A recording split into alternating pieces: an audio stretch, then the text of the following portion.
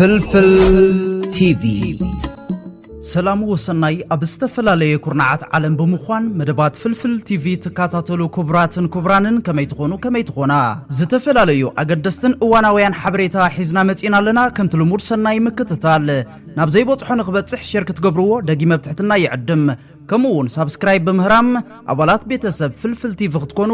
ደጊመ ብትሕትና ይዕድም ባር ናብቲ ተዳልዩ ዘሎ መደባት እንታይ ይመስል ሓቢርና ንከታተል ክቡራንን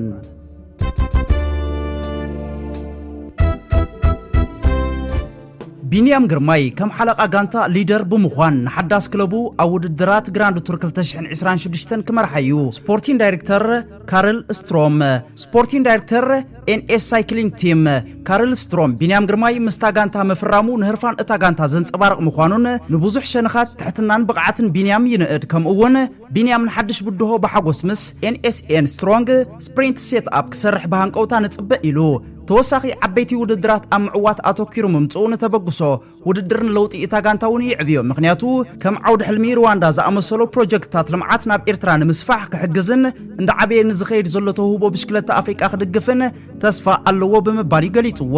ወዲ 25 ዓመት ቢንያም ግርማይ ድሮ ታሪኻውን አንጸባራቕን ዓወታት ከም ቀጠልያ ማልያ ቱር ደ ፍራንስ 2024 ኣብ መድረኽ ብዙሕ ዓወታት ግራንድ ቱርን ሓዊስዩ ናብ ኤንኤስኤን ዝጽምበር ዘሎ ጽቡቕ ዕድል ንኦሎምፒካዊ ተቐዳዳማይ ቢንያም ግርማይ ተመተከሎሚ ሎሚ ተመዓሶ ወልዓወዲ ሙሴ ወዲ ዮናሳምሶ ወልዓወዲ በርሄ ወልዓወዲ ነጋሽ ነብሪ ፍልፍል እንዲሁ ቢኒ ሓርማዝናይ ጋሽ عدي ويزرو عدي ويزرو زعدي سعيرا كلهم زيرو عدي ويزرو زعدي سعيرا ክልተ ነገራት የዘፍቅር ሙዚቃን ኤርትራን ባህር ስነጥበባዊ አብራር ዑስማን ከምቲ ንሓንቲ ጽብቕቲ ህዋን ተምሳጡ ክገልጽ ኣብ ሕዶምኡ 100 ካብ 100 ዝበላ ስነጥበባዊ ዕዩኡ 100 ካብ 100 ፍቕሪ ናይ ሃገሩ 100 ካብ 100 ትሕትንኡ ኣብ ሰባት ዘለዎ ክብረን 100 ካብ 100 ከም ኣቦ ለዋሃን ፈቃርን ከም ስነጥበበኛ ህዱእን መስተውዓለን ብሓቂ ግምጃ ስነጥበብ ሃገርና እዩ ኣብ ዘለዎ ዕድመን ጥዕናን ይሃቦ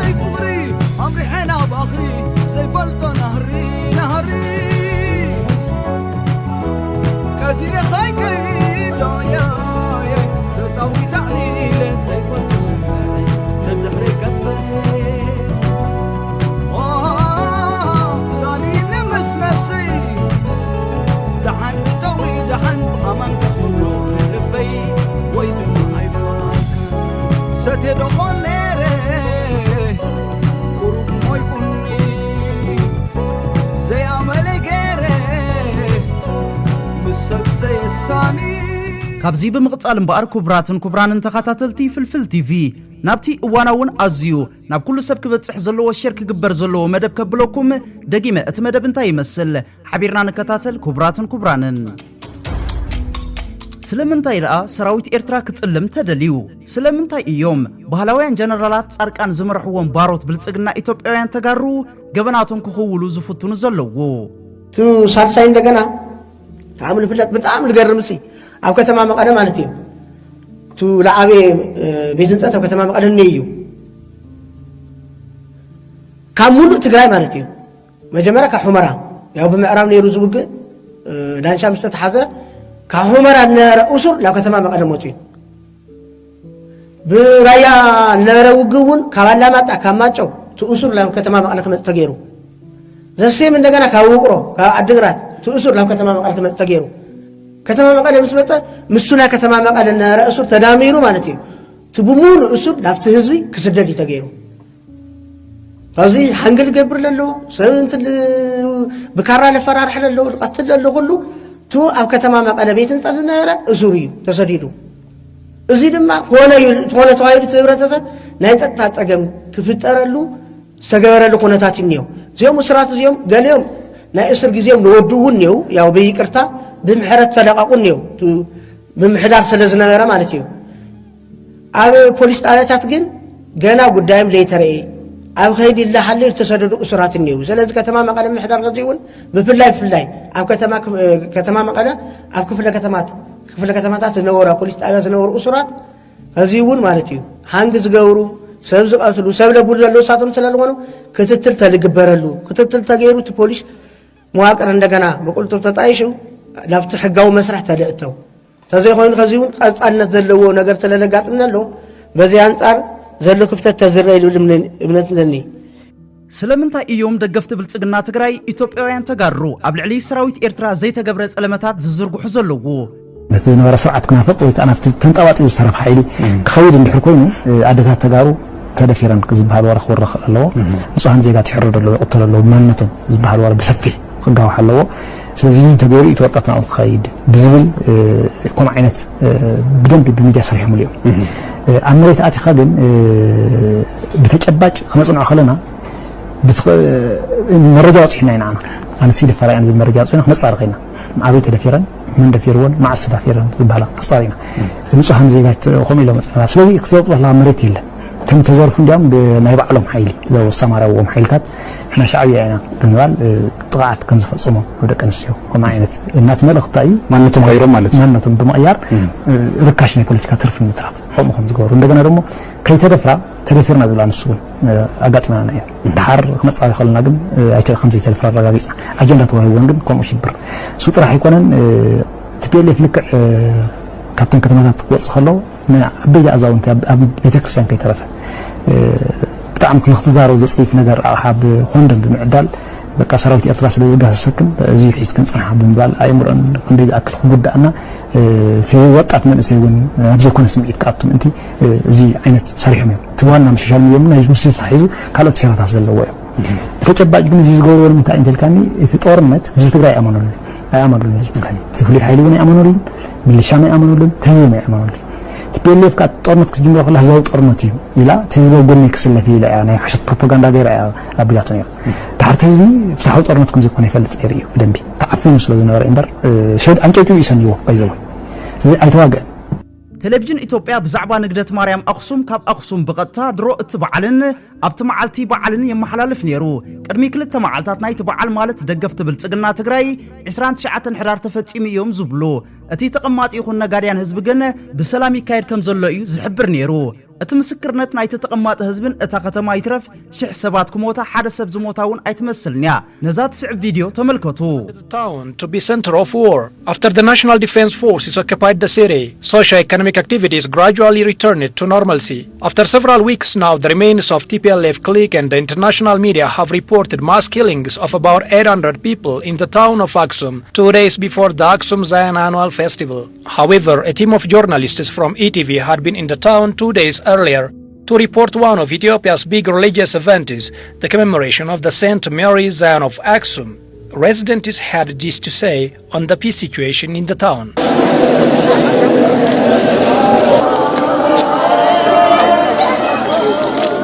ሰላም ነው ባሉ እንደድሮ ብዙ ሰው የለም In the preceding years there were a lot of people coming from every corner of the country but as you see now there aren't many people. These are congregations from Aksum only. What we want is peace. We want Ethiopia to be peaceful. አምና ካቻምና በጣም ብዙ ህዝብ ነበር የሚመጣ It is a peaceful celebration, but there aren't as many people as before. This is because the road was blocked due to the conflict in the Tigray region. However, the holiday is very good. What we want from now on is the government who rules us in a democratic and peaceful way. ተወሳኺ ሰራዊት ምክልኻል ኢትዮጵያ ንሓለዋን ጸጥታን እታ ከተማ እምበር እቲ ብዲሲፕሊን ዝተኾስኮሰ ሰራዊት ኤርትራ ኣብቲ ከተማ ናይ ጸጥታ ስራሕ ኣይነበረን እቶም ብናይ ፒፒ ኩነታ ኣእምሮ እትኸዱ ተጋሩ ደቂ ዓድኹም እቲ ቁኑዕ ይምስክሩ ኣለዉ ንምንታይ ኢኹም ንህዝብኹም ክትደናግሩ ትፍትኑ እቲ ህዝብ እኮ እቲ ዝኾነን ዝተገብረን ይፈልጥ እዩ ናይ ጻድቃንን ጌታቸው ረዳን አጀንዳ ናይ ጥፋት ከተተገብሩ ጉያ ኣይትበሉ violence ብጣዕሚ እዩ ብዙሕ ኣብ ደቂ ኣንስትዮ ዝበጽሕ ጾታ መሰረት ዝገበረ መጥቃዕቲ ኣብ ትግራይ መስካሕ ክሕዩ ካብ ኢትዮጵያ ካልእቲ እያ ትግራይ ብሴክሹዋል ቫዮለንስ ካልእቲ እያ እንታይ እዩ ዳታ ካልእቲ ምዃን ኣሎ ዳታ አሉ ሕዚ ቅድሚ ዝተወሰኑ ሰሙናት ኣብ ትግራይ ናይ ዓለም ለኸ ናይ ምሁራት ጥምረት ዘቕረብዎ መጽናዕቲ ነይሩ ካፍተው ዝቀረበ መጽናዕት ሓደ አፍቲ ደቀንስትዮ ማዕነት አፍቲ ጀንደር እሹ እንዲነሩ አው ዝቀረበ መጽናዕት ዳታታት እዮም ዚያቶ ብዙሓት ሰሙያ በሓደ ኮይኖም መጽኒዖም ዘቅረቡ ዳታ እዩ አው ከም ዝቀረበ መሰረት ካብ ትግራይ ካልእቲ ኢትዮጵያ እዚ ማለት ሴክሹዋል ቫዮለንስ ንብለና ታይ ማለት እዩ አውሽጡ አስገድዶ ሬፕ ሎ በዘይ ፍቃድ ምድፋር አመጽ ሎ ጠለፋ ሎ مقدقات الله سواء نسويته مدقار مقدقات مشات نامتخا كمثل زقطرو ودقاو تبعتيو بزحات له تحت اتممر علو از كله تاكيو تግራይ ካብ ኢትዮጵያ ካልእቲ ያልና ክንዛረብ ከለን እንታይ ማለት እዩ በጣም ይዝሐፍር ናይ ስልጣነ መሰረት ያ ትግራይና እና ንዛረብ ስልጣነ ማለት እንታይ ማለት እዩ ናይ ሕብረተሰብ ፍርቃ አካል ዝኾነት ጓልተንስተይቲ ናቀጥቀጥካ ናጨቆንካ ንድሕሪን ንኽትቀር ናገበርካ ናይ ስልጣነ መርአያ ትግራይና ክንብል ከለና ብክልቲዩስ አይ ጣዓምን አይኸድን ስለዚ ንባዕልና ክንፍትሸለና ኩላህና ተጋሩ ደቀንስትዮ ደቅ ተባዕትዮ ኩላትና ኮፊልና ክንሐስን ንኽእልለና ትግራይ ካብ ኢትዮጵያ ካልእቲ ኣብ sexual violence ክባሃል ከሉ بخمسي ቀፂለውን ኩብራትን ኩብራንን ተኸታተልቲ ገለ ካብ ፍሩያት ሓቅታትና ባኹም ከብለ እቶም ሓቅታት እንታይ ይመስሉ ሓቢርና ንከታተል ኩብራትን ኩብራንን እንተናል ቲፒኤልኤፍ እንተላይ ከዛ በኋላ ደግሞ አክሱም ላይ ጭፍጨፋ ተፈጸመ የሚል ነገር አለና ወጣቱ ተደራጅቶ ከዛ ካለው ኃይል ጋር ግብግብ ስለገጠመን ምንድነው እናንተ ባላችሁ መረጃ አይደለም እዛ አንደኛ ጭፍጨፋው የተባለው አይነት አይደለም ጉዳት ደርሷል ግን የተወራውን ለሚዲያ ፍጆታ የዋለው አይነት አይደለም ጥፋት የሰራው ራሱ ቲፒኤልኤፍ ነው የሻቢያ ሰራዊት በዚያ ሳልፍ ተኩስ ከፈተባቸው በሲቪሎች ማለት ነው ሰራዊቱ በዛ ሲያልፍ የሻቢያ ተኩስ ከፈተባቸው ምን አድርጎ ከተማ ውስጥ ሚሊሻ ምናምን የታጠቀ ምናምን ሰክስጎ ማለት ነው ልክ እንደ ደፈጣ አይነት ማለት ነው ይሄን ያደረገው ደግሞ ከተማ ውስጥ ነው እነሱ ደግሞ ለመከላከል ብለው እከሌ አለዩ እርምጃ ወስደዋል ይሄ ነው የነበረው በየቤቱ የገቡት ነው የተባለ ነገር በየቤቱ የገቡ የሚለው አይደለም በቃ ከተማ አይደለ ተተኮሰበት ግብረ መልስ ሲሰጥ ከተማው ሰው በብዛት ስለሚኖር እንትን አድርጓል ጉዳት ደርሷል ያ ጉዳት እንዲደርስ ሆን ተብሎ ነው የተሰራው በሰላም የሚሄድ ሰራዊት ላይ ታጣቂ አደራጅተ ከተማ ውስጥ ሳክስገ አስገብተ ተኩስ ከከፈትክ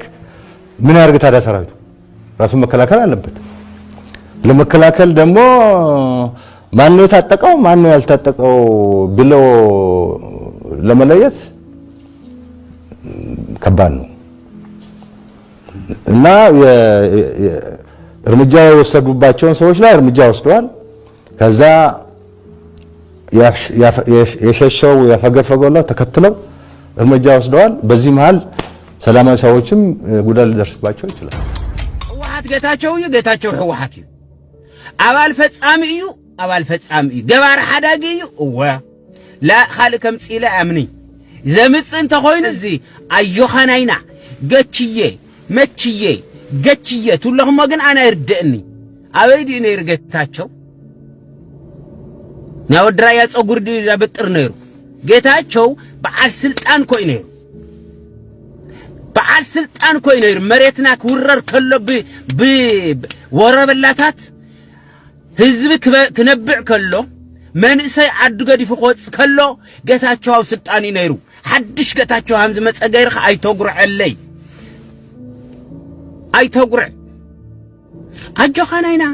አጆኻናይና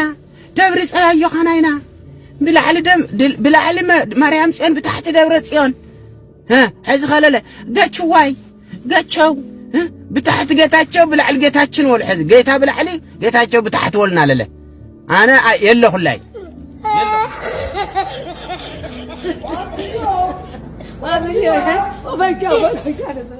ሰራዊት ኢትዮጵያ ዓሚጾምኒ ሰራዊት ኤርትራ አድሒኖምኒ እዛ ኣብ ቪድዮ ንዕዘባ ዘለና ሞናሊዛ ዝተባሃለት ሰራዊት ሻዕቢያ አይደፈረንን ሰራዊት ሻዕቢያ ግን ደመይ ፈሲሱ ክውዳእ ምስ በለ ናብ ሆስፒታል ወሲዶምን ብምባል እቲ ሓቂ መስኪራቶያ መልሲ ይህልወኩም ዶ ነቶም ሓሶታት ቁልዓ በሻሻ ከተጋማድሑቱ ዕሉ ዘለኹም እዛ ቪድዮ ንዕዘባ ዘለና ኩልና ንፈልጣ ኢና ስለምንታዮም ደገፍቲ ብልጽግና ትግራይ ኢትዮጵያ ተጋሩ ገበናት ህፃን በሻሻ ክኽውሉ ዝፍትኑ ዘለዉ ኣብ ማሕበረ ዴጎ ደብረ አባይ ማይካድራ ሸራሮ ዓዲ ነብሪ ኢድ ዓዲ ዳዕሮ ዋልድባ ሳምሬ ማይጨው አላማጣ ወቆሮ ክልተ አውላዕሎ ብኻልኦት ከባቢታት ብሰራዊት ኦህዴድ ብልጽግና ዝተፈጸመ ኣብ ልዕሊ ሰላማዊ ህዝቢ ትግራይ ከቃልሕዎ ኣይደልዩን እዮም ስለምንታይ ፍሉጥ እዩ እንተኒ ኤርትራን ኤርትራውነትን ንምድዋን ደረስቲ ዘይብለን ማቅለያ ዘይብለን ድራማታት ክውሕዛየን ቀኔን ኣብ ዝሓለፈ ሰሙናት እቲ ሽርሒ ንዝኾነ ዘዳናግራ ኣይኮነን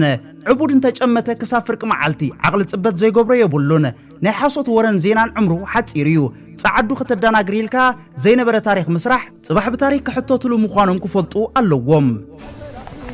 ያው ሲል ሓዲራ ለመድሃኒ ዓለም ለይቲ ቤተክርስቲያን ኸይዱ ከይቀትሉኻ ኣይትኸዲ ለየ ነራ ግን በቃ ኸይዱ ወላ ኣውቶልን ኢሉ ቤተክርስቲያን ኸይዱ ሰዓት ጠይቆ ኣይ ሕክምና የለይ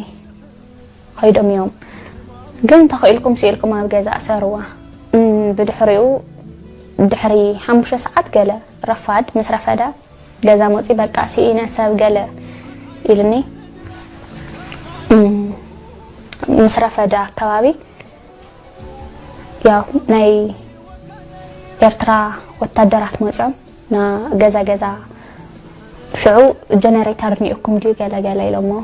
ክፈቱ ወበር መጀመርታ ኢሎሞ أكفتن كسول كسيلة إذا خفت بكذا يجري له ما بيون كسيلة خفتوا مس خفتوا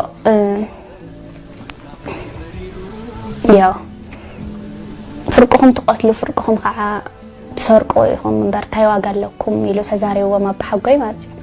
هم اللي مستزاروا إحنا سوين قتلنينا يلو نيون دو قالت مالك ما خم زادم زرق حوا خيدنيو سلام كلاس كين احنا خمين نقبر كله جزاوت مسفتشو ناوي مجم سرايو دم بقى اسكفت بر قاده دم فسيسو قاده مسرايو خم تمخنيات نجروا ما بحقوي مس نغرم من حياميا كيبلكيو زي ما هاكيو نيركي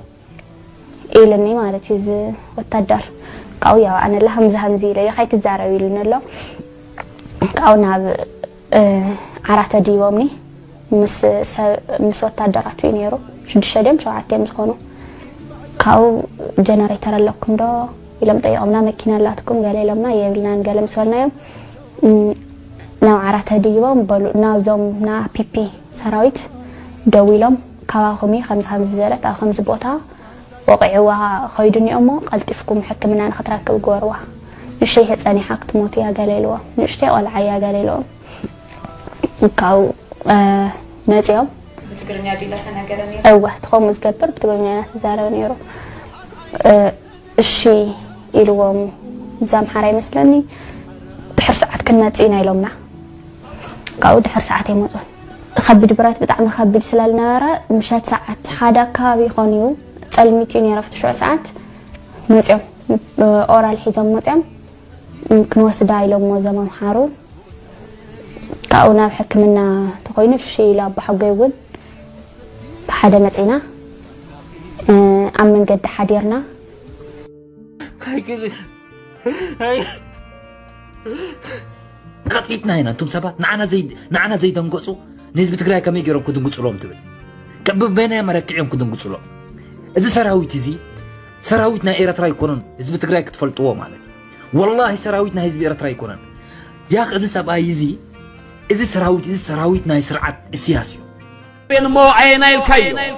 انبر انت تنبر نيركا شبيت كم حلو فتري اوسدن بدبداب كللو فتساتف نيركا اب عد بقعو اي هدم مرطات كم داره كعو فتعزب نيركا ابوريان عسبن قرب مفلتكا كساران مخسبن انت تنبر عليتنا مرب مريخا برينات كزارب وارسايك علو بجلان كترب منفر بمجموع كرب عرب يترفسب رقيف اندقر وارساي زبزب كبل مستمول عتقي شتا بارو طيرو بزي اغول سنقي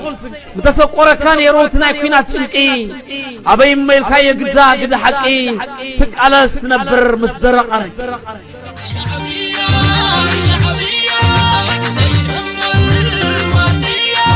شعبية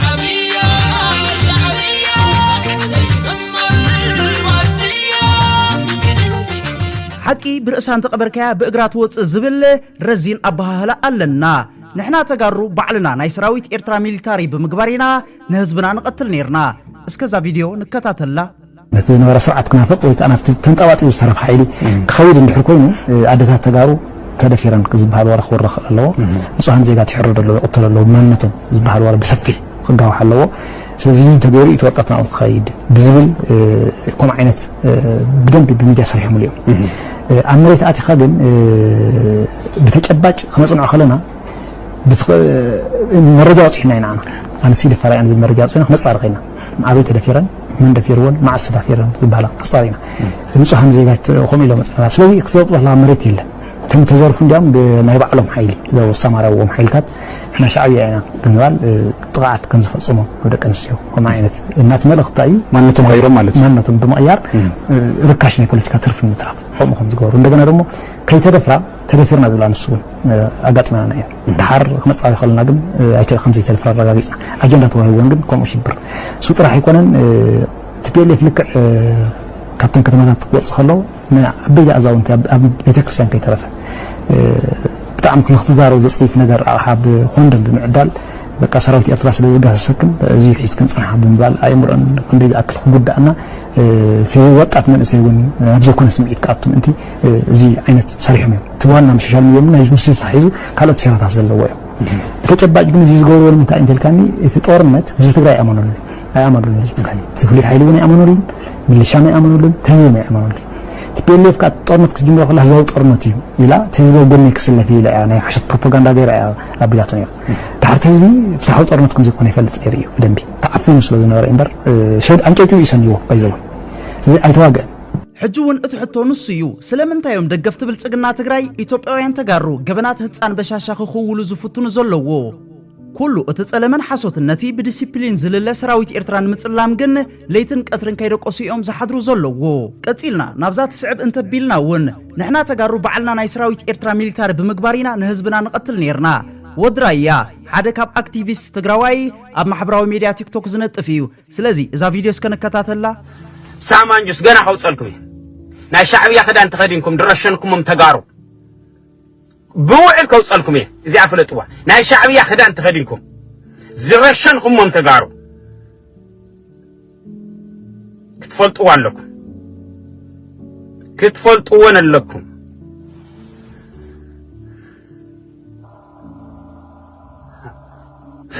شعبيه عدوا يقتل ريوا عدوا يقتل من يقتل نيرون فلطينا من يقتل نيرون فلطينا هو ስለተበደሉ ስለተቀጥቀጡ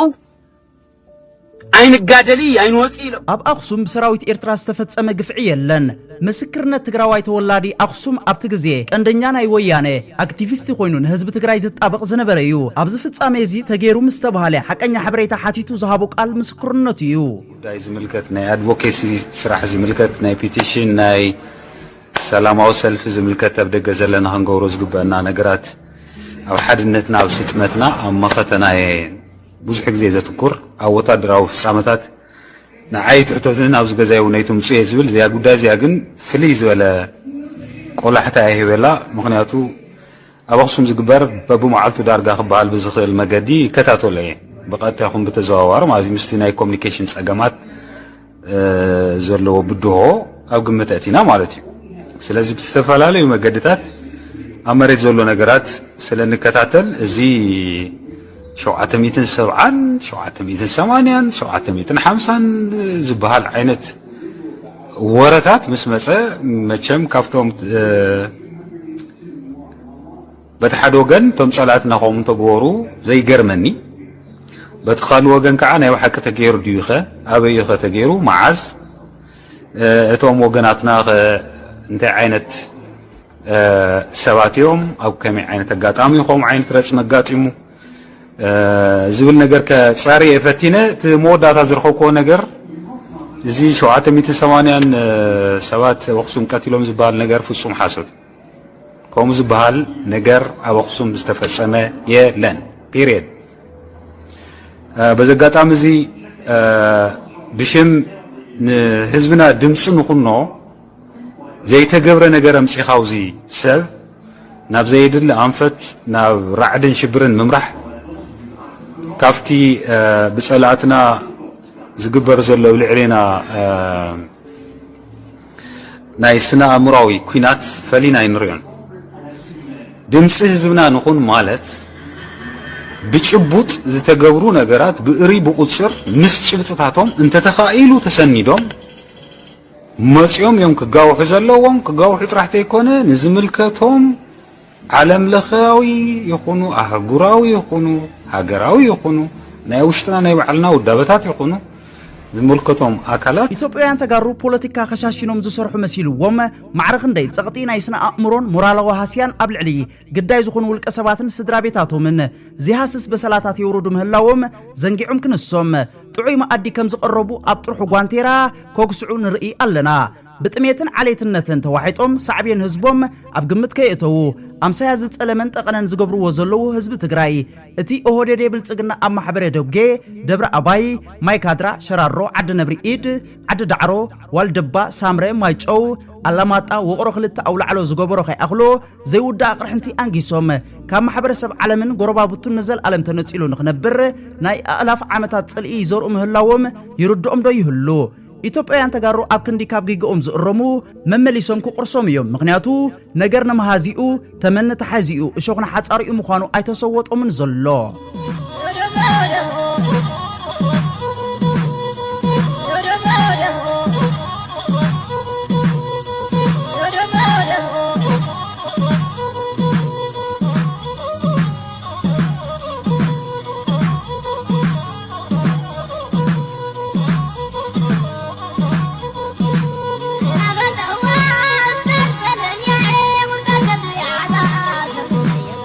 ስለዚ መልእኽትና ንጹርን ሓጺርን እዩ ኤርትራ ኣብ ስራሕ ዘላ ኣብ ዝሕጂ እዋን ኣብ ኤርትራ ጎበታት በሲዑ ጽርግያታት ዝሰርሕ ሰራዊት ሩባታት ዓጊቱ ዴጋታት ዝሰርሕ ሰራዊት መብራህቲ ከብርህ ምስ ወጻእተኛታት ዝህንድስ ክኢላ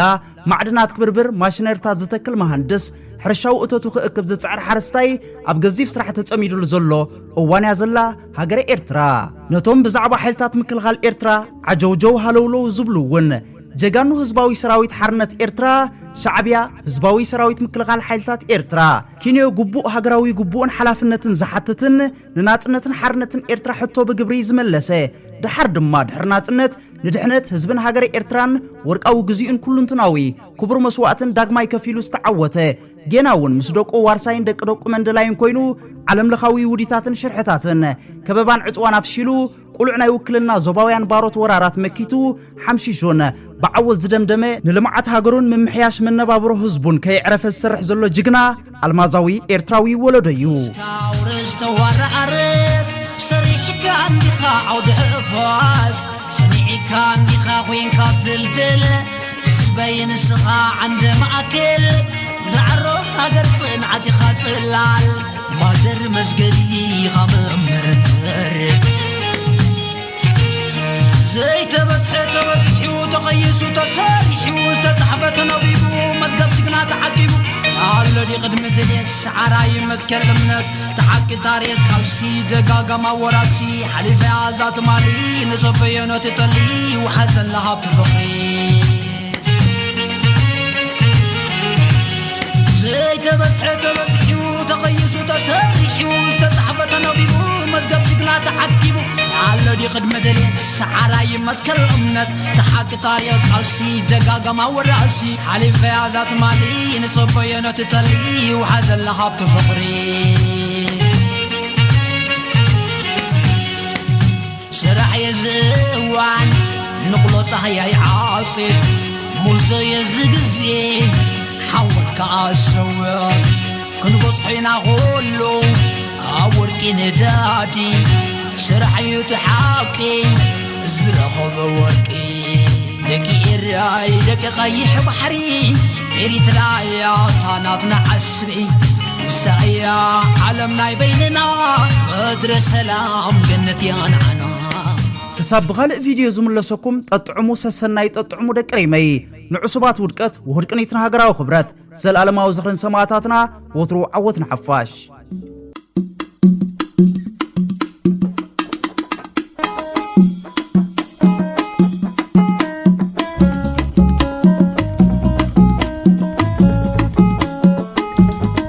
ፍልፍል